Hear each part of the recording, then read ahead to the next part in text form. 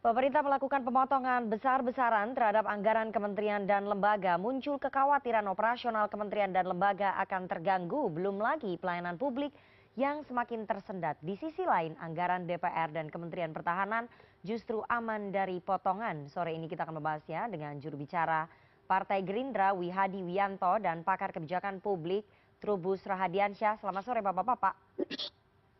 Iya, Sore. selamat sore.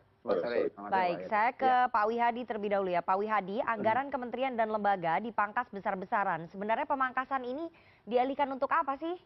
Apakah untuk program makan bergizi gratis, Pak Wihadi? Jadi begini, ini adalah kita bicara efisiensi, di mana banyak anggaran-anggaran kementerian yang dilihat oleh Pak Prabowo tidak mungkin bukan tidak efisiensi atau mungkin boleh dikatakan perlu diefisiensikan kembali. Jadi terutama adalah ini pada belanja barang, yaitu kalau kita lihat di sini pemotongan daripada anggaran itu lebih banyak kepada permasalahan-permasalahan yang sehari-hari kita lihat seperti kunjungan kerja, kemudian seminar-seminar, dan juga beberapa hal yang kita lihat bahwa ini perlu ada penghematan dan efisiensi terhadap bidang-bidang tersebut.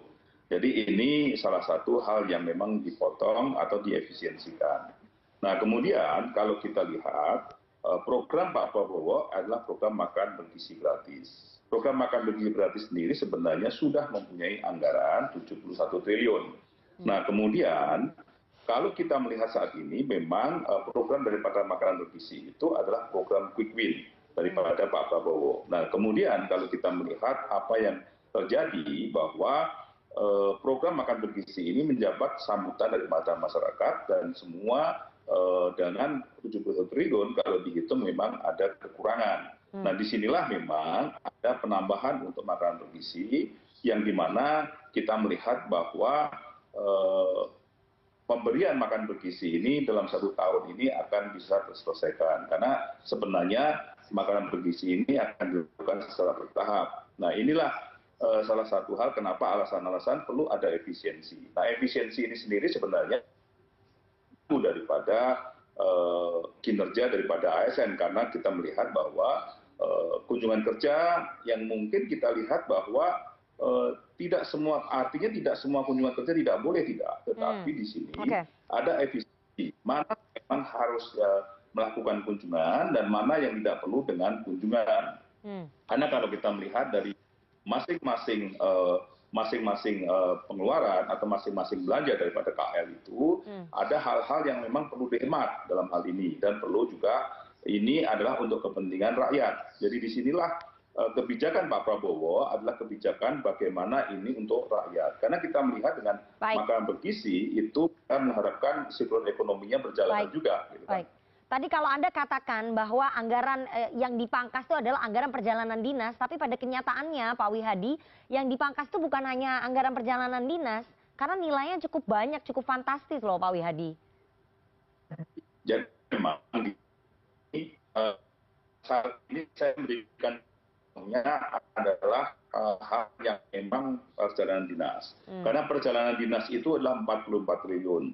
Kemudian TK itu 44 triliun. Nah ini adalah sesuatu hal yang kita melihat bahwa di sini ada yang bisa diefisiensikan dengan belanja 44 triliun. Kalau 44 triliun dengan 44 triliun ada sudah 88 triliun di sini yang perlu bisa dihemat. Nah ini adalah salah satu contoh yang memang sangat-sangat kelihatan sekali. Nah mungkin yang perlu diperjelas di sini bahwa nilai belanja APBN itu tidak berubah. Tetap apa yang sudah diputuskan itu, yaitu 3.600. Hanya ini memang perlu ada efisiensi. Nah efisiensi ini dilihat ada kebutuhan-kebutuhan mana yang memang perlu diefisiensikan.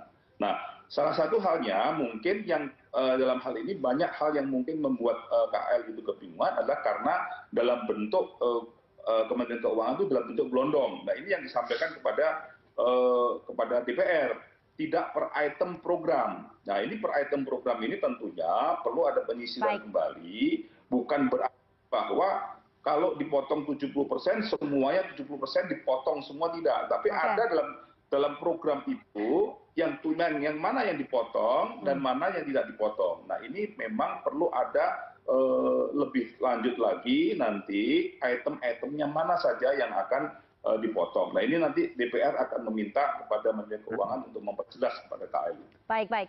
Ke Pak Trubus. Pak Trubus, berarti memang pemotongan anggaran yang besar-besaran di kementerian lembaga ini keputusan yang tepat nggak untuk disalurkan membiayai proyek makan bergizi gratis? Tadi sudah dijawab oleh Pak Wihadi, dibenarkan memang. Ini keputusan yang tepat nggak? Iya, kalau keputusannya tepat, Mbak, dalam arti bahwa kita harus ada inovasi kebijakan. Karena selama ini kita pengelolaan anggaran itu kan memang belum transparan lah, katakanlah seperti itu, sehingga kalau misalnya pemerintah melakukan pemangkasan, ini menurut saya lebih sebagai upaya untuk mengefisienkan berbagai pemburusan atau kebocoran yang selama ini terjadi di anggaran-anggaran kementerian lembaga yang sudah puluhan tahun. Yang kedua, bahwa sebagai inovasi kebijakan tentu ini banyak yang istilahnya shock gitu, kaget gitu ya. Karena selama ini anggaran begitu besar kepada kementerian lembaga, misalnya perjalanan dinas, kemudian untuk pengadaan barang, misalnya kendaraan dan sebagainya itu, kemudian tiba-tiba dipotong. Nah ini kan sesuatu yang memang menuntut kepemimpinan, ini sekaligus pada kemampuan pemimpin, nanti kapasitas pemimpin untuk istilahnya mengelola anggaran secara tepat dengan program-program unggulan. Nah, yang ketiga, Pak Prabowo kan punya program sendiri, Mbak, yang kaitan dengan janji kampanye, dan itu sah-sah saja karena misalnya MBG dan kaitan juga dengan 3 juta rumah yang akan dipersiapkan juga itu kan membutuhkan anggaran besar, belum lagi tentang swasembada pangan dan energi. Ini kan sesuatu yang memang harus kita dalam konteks ini perlu ada pembenahan, Mbak. Begitu, Mbak. Bahwa ini keputusan yang tepat, iya, tapi angkanya ini loh Pak yang besar sekali. Apakah ini tidak dikhawatirkan mengganggu operasional kementerian dan lembaga? Karena kita tahu bahwa kementerian dan lembaga ini kan mereka juga punya program-program prioritas untuk rakyat, pelayanan publik. Ini apa nggak mengganggu operasional kementerian lembaga dan pelayanan publik tadi? Pak Trubus. Iya, kalau kita berpikirnya tidak progresif ya, artinya berpikir yang linier, memang ini akan terkesan bahwa di situ akan ada banyak program-program yang terganggu, misalnya tentang pelayanan terkait pemberdayaan masyarakat, terkait dengan pertumbuhan ekonomi karena konsumsi otomatis juga terpengaruh. Tentu berbagai hal tentu akan terpengaruh, apalagi di daerah juga banyak hal yang mau tidak mau harus melalui pemangkasan. Tetapi dengan pertimbangan bahwa efisiensi adalah sangat diperlukan, memang selama ini kan efisiensi juga dilakukan, cuman memang jumlahnya paling maksimal 20% gitu pemangkasannya. Nah ini efisiensinya terlalu besar apa enggak? Pak Trubus, efisiensinya terlalu besar apa enggak? Kalau menurut saya sih terlalu besar memang, anggarannya terlalu gede, Mbak, untuk ukuran ini, karena pada akhirnya pengaruhnya adaptasinya biasanya di semester pertama habis, Mbak, anggaran itu. Nah, untuk yang keduanya nanti ujungnya jadi menganggur. Nah, ini yang ini catatan yang harus diantisipasi. Tentu pemerintah punya resep untuk mengantisipasi ini, Mbak. Dan sehingga kita meyakini bahwa pemerintah punya cara-cara strategi baru ya. Ini kan sebagai inovasi kebijakan, Mbak. Tentu. Bahwa ini inovasi kebijakan, tapi anggaran yang dipotong terlalu besar, jadi akan mengganggu nggak program-program prioritas lain untuk rakyat? Karena saya ingin sampaikan ya, anggaran Kementerian Kesehatan dipotong 19 triliun, tinggal 86 triliun. Anggaran Kementerian Kesehatan. Jadi ada kekhawatiran kita tidak punya dana untuk beli vaksin, ya. Kemudian anggaran Kemendikdasmen dipotong 8 triliun, tinggal 25 triliun. Hanya cukup untuk bayar gaji nih. Anggaran Kementerian Pekerjaan Umum dipotong 81 triliun, tinggal 30 triliun, sementara harus ada pemeliharaan jalan-jalan. Ini Pak Trubus nggak melihat bahwa ini akan mengganggu operasional? Iya, secara awal mestinya seperti itu, Mbak, akan mengganggu. Tetapi kan nanti akan ada adaptasi dan penyesuaian bagaimana kemudian strategi kebijakan itu diterapkan secara istilahnya secara komprehensif dalam pengertian sesuai dengan kebutuhan, Mbak. Tentu di situ cara berpikirnya. Kalau berpikirnya kita konvensional ya linier, tentu ini agak sulit, tapi kalau kita berpikir progresif, bisa saja diterima dalam konteks kebijakan kan sesuai dengan kapasitas dan kemampuan dari pimpinan, Mbak. Political will paling tidak di situ. Oke, saya ke Pak Wihadi. Ini adalah kebijakan yang progresif begitu. Kita sepakat, tapi anggaran yang dipotong terlalu besar, Pak Wihadi, yang tadi saya sebutkan ya, seperti Kementerian Kesehatan, Kemendikdasmen, kemudian Kementerian PU, Kementerian Pertanian, Menteri Pertaniannya sampai sudah habis kata-katanya. Jadi ada kekhawatiran pelayanan publik, program-program prorakyat di luar program-program prioritasnya Pak Prabowo ini akan terganggu karena ada pemotongan. Itu gimana, Pak Wihadi? Sebenarnya bukan begitu permasalahan yang dipotong itu langsung dibuat gelondong potong itu yang saya katakan itu tadi Pak, yang namanya Kementerian Keuangan itu memotongnya gelondongan, tidak per item daripada program. Nah ini Pak Prabowo menginginkan adanya per item program. Jadi sebenarnya gini, seperti alat tulis kantor, memang itu dipotong, kan? Kemudian kegiatan seremonial, ya kan, rapat seminar, kemudian kajian analisis, ya kan, diklat bimtek. Nah ini kan kajian-kajian yang ini kan sebenarnya hal-hal yang percetakan, souvenir, sewa gedung, kendaraan, peralatan. Jadi ini kan sebenarnya belanja-belanja barang untuk yang tidak langsung yang tidak ada hubungannya dengan pelayanan untuk kepada masyarakat. Jadi kalau sekarang ini yang dilihatnya adalah pemotongannya adalah pemotongan secara global atau secara gelondongan istilah kita global dari Kementerian Keuangan, ini memang menimbulkan polemik, apalagi ini kemudian dikatakan bahwa ini dipotong sekian banyak tinggal sekian. Nah ini kan permasalahannya yang dipotong itu apa saja. Nah ini yang perlu harus diperjelas. KL itu harus mempertanyakan lebih jelas kepada Kementerian Keuangan program-program mana yang dihemat, program-program mana yang masih bisa berjalan. Nah saya kira hal-hal seperti itu Pak Prabowo juga sudah paham hal ini, dan dalam masalah pemotongan ini sebenarnya juga sudah jelas instruksinya adalah untuk efisiensi, bukan penghematan yang dalam pelaksanaan daripada pelayanan itu akan terganggu. Gitu kan. Jadi ini tidak ada. Oke, jadi yang dipotong adalah per item program ya? Per item program yang dipotong daripada program-programnya itu.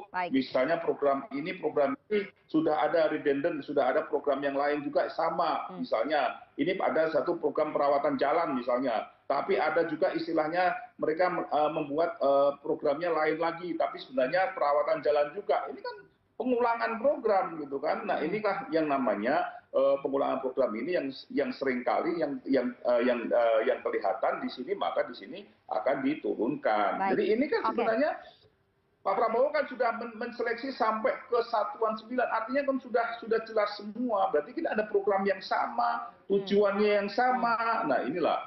Baik, Pak Wihadi, ini adalah kebijakan yang inovatif, yang progresif, itu betul. Ini memang untuk membiayai program-programnya Pak Prabowo. Tapi yang menarik, kalau dari data yang kita punya, dari efisiensi anggaran justru DPR dan Kemenhan tidak kena pemotongan, malah Kemenhan ditambah. Kenapa seperti itu ya Pak? Jadi begini ya, kita harus melihat, yang saya katakan tadi, kalau yang namanya memang kebutuhan anggaran itu adalah kebutuhan anggaran yang memang pelaksanaan daripada program kerjanya itu ya memang tidak dipotong. Artinya begini, ada kementerian misalnya, kementerian yang anggap aja di Kementerian Luar Negeri, kan nggak mungkin Kementerian Luar Negeri itu tidak kita potong kunjungan kerjanya, kunjungan ke luar negerinya, kan nggak mungkin karena memang pekerjaannya seperti itu. Nah kalau dari kami kan jelas bahwa ini adalah di mana kunjungan pelaksanaan kerja kami itu adalah pelaksanaan kerja yang di mana memang setiap harinya rapat, setiap harinya memang seperti ini. Nah ini kan satu hal yang memang pengawasan kami gitu. Jadi ini untuk DPR khusus memang tidak dipotong. Gitu kan. Jadi untuk DPR memang khusus tidak dipotong ya Pak Wihadi ya? Saat ini kami melihat bahwa efisiensi tetap harus dilakukan oleh DPR dalam hal ini, ya kan? Artinya efisiensi dalam bentuk bahwa kita melaksanakan apa yang menjadi tupoksi kita, dan ini adalah untuk kelancaran daripada pengawasan itu. Baik, tapi Kementerian Pertahanan kenapa ditambah justru dibanding kementerian yang lain, seperti ada keistimewaan begitu Pak Wihadi?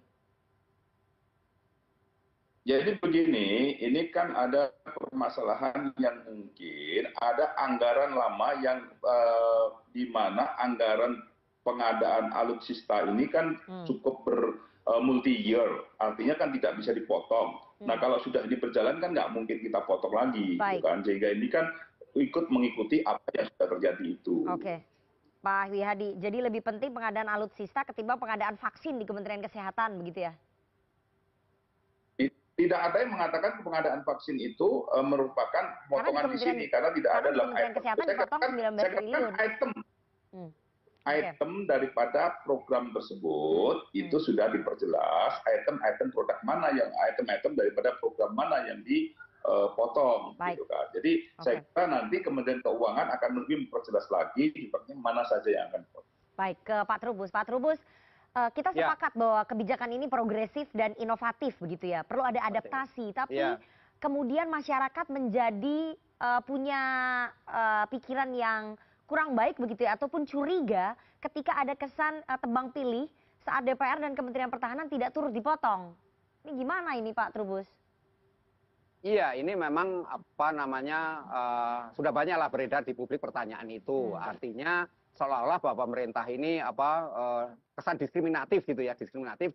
Kenapa untuk kementerian terkait itu untuk DPR dan ini pertahanan kok tidak mengalami pemotongan gitu. Tetapi kita percaya bahwa karena yang dipotong itu item-item, saya percaya bahwa item program loh ya. Berarti nanti di Kementerian Pertahanan pun akan ada seperti itu. Mungkin belum dibuka jumlahnya seberapa karena ini kan masih dalam berproses. Juga dalam ini dari DPR, kita juga percaya bahwa DPR juga akan melakukan efisiensi juga. Kan nggak mungkin juga dalam pengertian ini seolah-olah dia istilahnya diistimewakan atau dapat privilege sendiri kan nggak juga gitu ya. Karena sudah pengertiannya kementerian dan lembaga termasuk di dalamnya daerah. Nah tentu ini memang perlu satu istilahnya penjelasan yang komprehensif yang bisa dipertanggungjawabkan dan objektif menurut saya nantinya sehingga pertanyaan-pertanyaan publik ini tidak berkelanjutan. Kan ini memang pertanyaan berbau politis juga sih Mbak dalam hal ini saya melihat karena memang penjelasan pemerintah juga masih relatif ini ya apa istilahnya